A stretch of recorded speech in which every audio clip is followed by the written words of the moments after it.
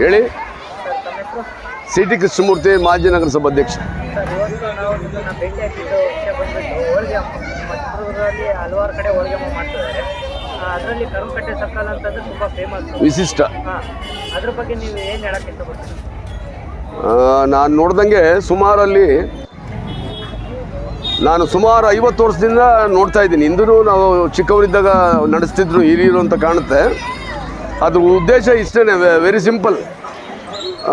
ಪ್ರತಿ ವರ್ಷವೂ ಈ ಆಷಾಢ ಮಾಸದಲ್ಲಿ ತಿಪ್ಪನಘಟ್ಟಮ್ಮ ನಮ್ಮ ನಗರ ದೇವತೆನ ಕರ್ಕೊಂಬಂದು ಕುಂದಿರಿಸಿ ಅಲ್ಲಿ ಮಾರಮ್ಮನ ಪ್ರತಿಷ್ಠಾಪನೆ ಮಾಡಿ ಸಾವಿರಾರು ಜನ ಮುತ್ತೈದೆಯರು ಬೆಳಗ್ಗೆಯಿಂದಲೇ ತಮ್ಮ ಮನೆಗಳಲ್ಲಿ ಪೂಜೆ ಕಾರ್ಯಗಳನ್ನು ಮುಗಿಸಿ ಹೋಳಿಗೆಯನ್ನು ತಂದಿಡ್ತಾರೆ.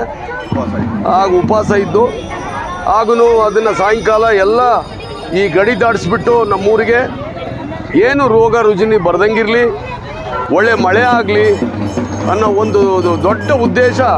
ಈಗೇನು ಈ ಮಳೆ ಜಿಟಿ ಬರ್ತಾ ಇರೋದ್ರಿಂದ ಪ್ಲೇಗು ಇಂಥವೆಲ್ಲ ಸಣ್ಣ ಪುಟ್ಟ ಡೆಂಗೆ ಇವೆಲ್ಲ ಬರ್ತಾ ಇದ್ದಾವಲ್ಲ, ಅವೆಲ್ಲ ನಿವಾರಣೆ ಆಗಲಿ ಅನ್ನೋ ಒಂದು ದೃಷ್ಟಿಯಿಂದಲೇ ಪ್ರತಿ ವರ್ಷವೂ ನಾವು ಇದನ್ನು ಭಾಳ ವಿಜೃಂಭಣೆಯಿಂದ ನಾವು ನಡೆಸ್ಕೊಂಡು ಬಂದಿದ್ದೀವಿ, ಮುಂದೂ ನಡೆಸ್ಕೊಂಡು ಹೋಗ್ತೀವಿ. ನಗರದಲ್ಲಿ ಭಾಳ ಪ್ರತಿಷ್ಠಿತವಾಗಿ ವಿಶಿಷ್ಟವಾಗಿ ನಾವು ಕರುಕಟ್ಟೆ ಸರ್ಕಲಲ್ಲಿ ಮಾಡ್ತೀವಿ.